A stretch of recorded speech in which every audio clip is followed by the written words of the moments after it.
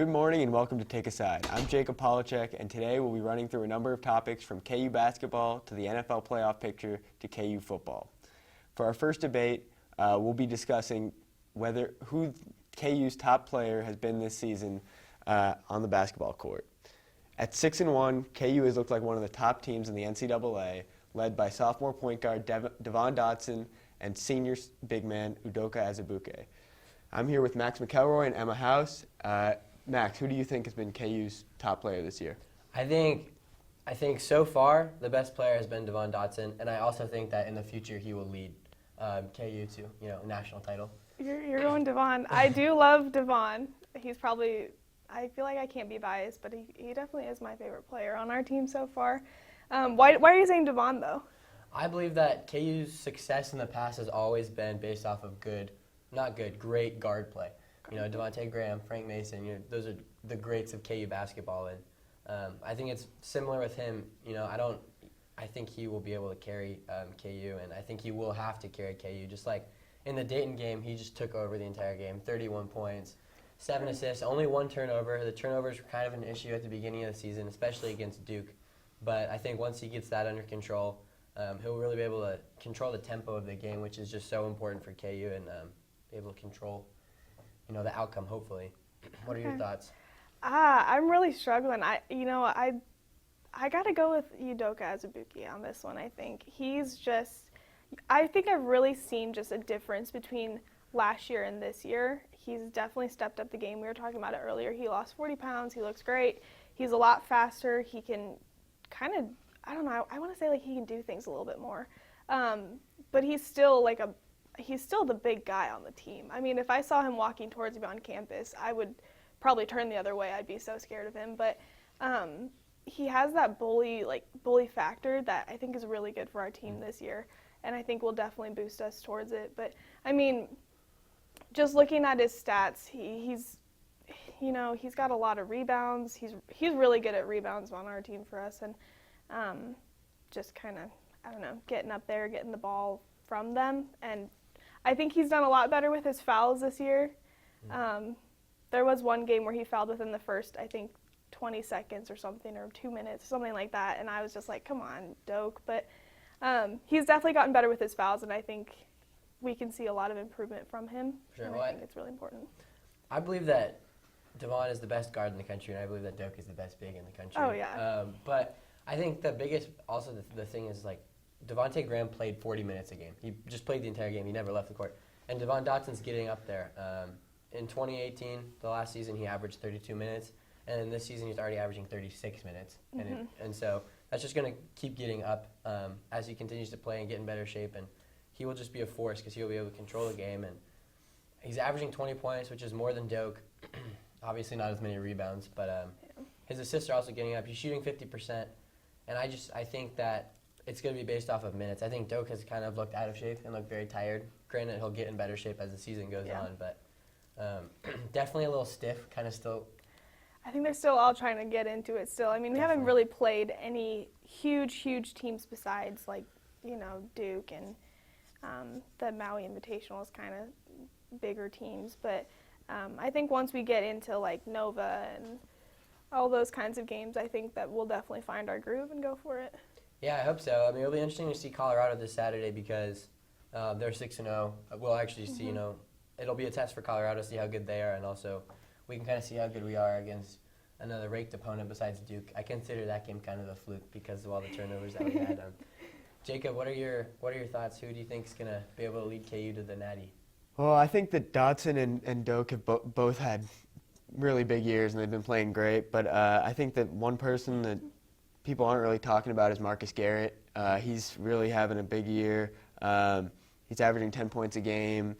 He's nearly doubled his assist numbers this year, and he's just been a really consistent player for KU. And I think that if he can keep this up, then KU will continue to be one of the top teams in the country, if not the top team. Yeah, definitely. He's definitely become the most clutch on the team, I think, as a recent, especially in that Dayton game. He saved us a lot. He helped us a lot. I think just the thing with him is, like you said, consistency. I think that was a problem for the team last year, and I think that'll be a problem for him.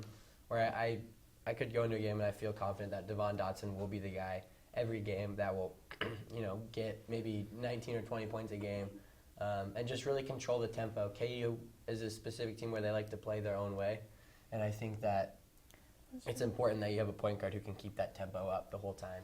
Yeah, and it's really interesting that you mentioned Marcus Garrett, Jacob, because I think last year he was kind of a little bit overshadowed by everybody. And, we didn't really get to see a lot of Marcus Garrett, and I think this year he really broke out, and we were able to see what he's doing and what he's able to do. And I think, love him or hate him, I think he's a good player. And so it's really interesting to see that. I also think coming off the bench, potentially Isaiah Moss could be the most dangerous player. Isaiah Moss. He is just a walking bucket. It's ridiculous. He'll come in, and then he'll just go to his corner. And just I think pop he could him be in. also really beneficial, especially towards the end of the season, to have someone like that. All right. Well, when we come back from break, we're going to be talking about NFL and going into Week 13. Have a nice day. You too.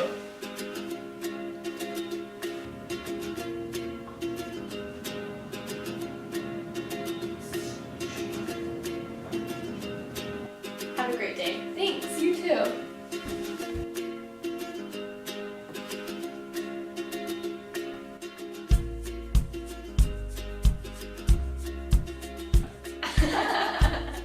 Make someone's day.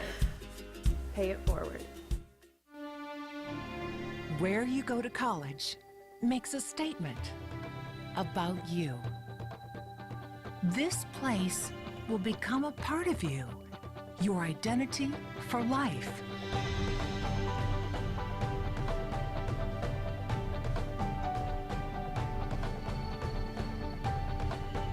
The University of Kansas.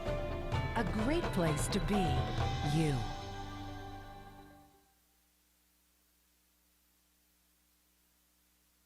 Segment, we're going to be discussing who we think is the best team in the NFL as of this week or going into this week. So I'll start off by saying that I think the Ravens are easily the most dominant team in the league right now. And when you talk about the Ravens, you can't not first talk about Lamar Jackson. He has the highest quarterback rating in the NFL at 81.6. He has 977 rushing yards on the season, which actually leads the Ravens and any player on the Ravens. Ingram is next at about 800. He has 2,500 passing yards, which is not bad for a running back, as he says. 25 passing touchdowns, 7 rushing. He looks a lot more comfortable this year, just in general, than he did last year. And Greg Roman, who was promoted to offensive coordinator in the offseason, has really done a great job reworking the Ravens offense to revolve around Lamar Jackson's really unique style of play. And I think it's worth noting that Greg Roman, was the one who worked with Colin Kaepernick in 2013 when they went to the Super Bowl. And Colin Kaepernick kind of revolutionized the role of quarterback with his mobility, which at the time was something that was really unique to him and what made him so special as a player. So Lamar Jackson is awesome, and then they just have so many other assets to them that I think it goes without saying that they're the best team in the league. Definitely. I think that there's a strong case for that. I mean, you look at their last 5 games. They beat the Seahawks, Patriots, Texans, Rams, They make and the good 49ers. teams look like XFL expansion franchises. For like sure. they don't even have a chance. Definitely. I think the knock on the Ravens and Lamar Jackson is that once teams have played them a second time, they've beaten them. Like last year, you look at the Chargers game. The Ravens beat the Chargers in the regular season to get to the playoffs, and then the Chargers played the Ravens again, and then they figured them out, and then they routed the Ravens. And so I think that's not outside of the Bengals this year. They haven't played another team twice yet, and so I think we'll be able to really see how well the Ravens can play in that circumstances where they were playing a team twice. A team knows what their assets are and how to play them. I think the team that the Ravens actually just beat are the best team. I think the 49ers are the best team in the NFL, and they have the best shot at the Super Bowl. You have a quarterback who is behind Tom Brady, Jimmy Garoppolo, who I think will be comeback player of the year. I also think that coach of the year will be Mike Shanahan, so that would be 2 of those. And then defensive rookie of the year, Nick Bosa. I do agree with you with all of that. Yeah. And so I think you have a really stout defense that only held the Ravens to 20 points, which is pretty impressive. That's the best offense in the league, and you hold them to 20 points. And the 49ers game, they made some uncharacteristic mistakes themselves. I saw a lot of drop passes in that game. Yeah. And so I think obviously it was rainy, but I think if you have better conditions or just you even play the Ravens again, I don't see why the 49ers wouldn't be the best team. They lost to the Seahawks in overtime, which was a lot. They should have had that game won. Missed field goal, shank of a kick.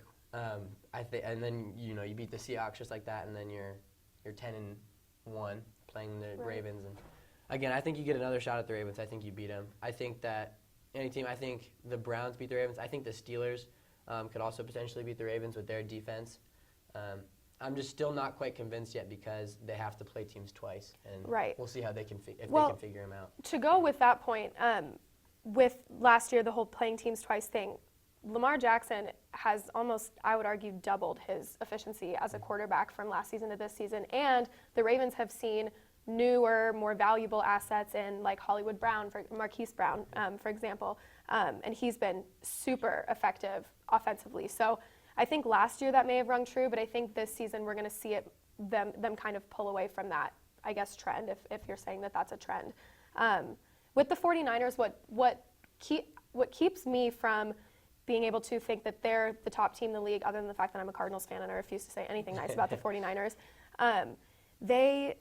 they've seen so many games be way too close with teams that should not have given them trouble. The fact that both times that they played the Cardinals, I mean, the first time it was within a field goal, and then the second time, the Cardinals didn't lose that game till the last 6 minutes of the fourth quarter, and that's just what I know off the top of my head. I think the Ravens have done a better job handling the teams that they were supposed to beat up on, and then they've obviously done a great job demolishing teams that were supposed to be closer games than they were, like the Texans and the Rams. So I don't know. There's definitely a case for the 49ers, and they're a strong team. That's not going to change. The turnaround has been incredible, from being the second worst team in the league last year to now being 10-1 this year, and they've had some obviously notable injuries last season that they're not dealing with this season, but I think the Ravens just take the cake, and I don't know, last week's game, possible Super Bowl matchup. I agree. I think that'll be the Super Bowl matchup. But I was just looking at their schedule, and the two losses were to the Chiefs and the Browns. Obviously, you can say whatever you want about the Browns. They have an explosive offense. They have the pieces there for it. And so their two losses, 49ers defense, the Rams, I guess, is more defense. Patriots is defense. Seahawks defense. I mean, they've lost their games to offensive teams. And, those games could be 45-40 or whatever. Right. So if, the Ravens have to keep up with someone on offense, we'll have to see how they can do that. Because it looks like against defensive teams, they are able to do that really well. But I think the 49ers are still getting their way on offense, and I think they're coming along really well, and I think they'll just be super dangerous in the postseason. Yeah, I'm excited for the postseason for sure. All right, well, that's going to do it for this segment. Stay tuned. We'll be right back. In 2018, 22 billion water bottles ended up in a landfill. A smart way to prevent waste is by using a reusable water bottle. A reusable water bottle is an easy way to have water without using plastic. A reusable water bottle is an alternative with many benefits. Some benefits include saving money, durability, and helping the environment. Staying hydrated is important, so you might as well save the environment and your pocket while doing so. Here with Emma. So we're going to talk about the future of KU football now that the season's officially over, and if we think it's going to be a positive future. So if you kind of look at this season compared to last season, the stats themselves are very similar. They're really both 3-9. They both averaged, the offense averaged 23 points. So it feels like obviously this year was better than last year. It but feels the like a stats disappointing don't season, but it's exactly not. say that. Obviously, this was Les Miles' worst record as a head coach in his 16 years. But I still think that I'm still positive for next season. I mean, did people really just expect the coach to change and then them to just be like a winning team, like and everything to change? No, I mean, it's going to take time. So I still think it'll be better going next year. No, I'm with you. I'm really optimistic for the coming seasons. And I think I was talking to my Lyft driver about this one time, of all people, but we were like, everybody expected Les Miles to come in and they expected us to win every single game. Yeah. It's not going to happen. It's not realistic. And it's a rebuild year. I mean, there's a reason he signed a 5-year contract. Les did. So I think, looking at it, it was a disappointing year, and the aspect of like we didn't win as many games as we wanted, but it's like if you look at the scores, you have incredible scores that we didn't see last year. 48-50 against Texas, 37-34 against Texas Tech. A lot of close games. You didn't see that last year. Exactly. It was a lot of like the Baylor games last year. And So- we talked about it a few weeks ago on the show, kind of at the halfway season, how we thought it was going. And I think the biggest thing that's different this year that's made it a success is that people are going to the games, people are excited, they're staying in the games. That's true. The attendance has increased 84%. Like, that's huge. That's big, They especially had games Kansas. sold out against K-State. Like things like that are making this year a success. And I think Yeah. once the team starts to be getting better in the next few years, it's gonna be really big. And Yeah, and it's we talked about it in one of my classes earlier. The attendance level just from David Beatty's, I think it was his first game, and Les Miles' first game. I mean, you could see the student section was flourishing. So I'm optimistic for this year. I think it'll be pretty good.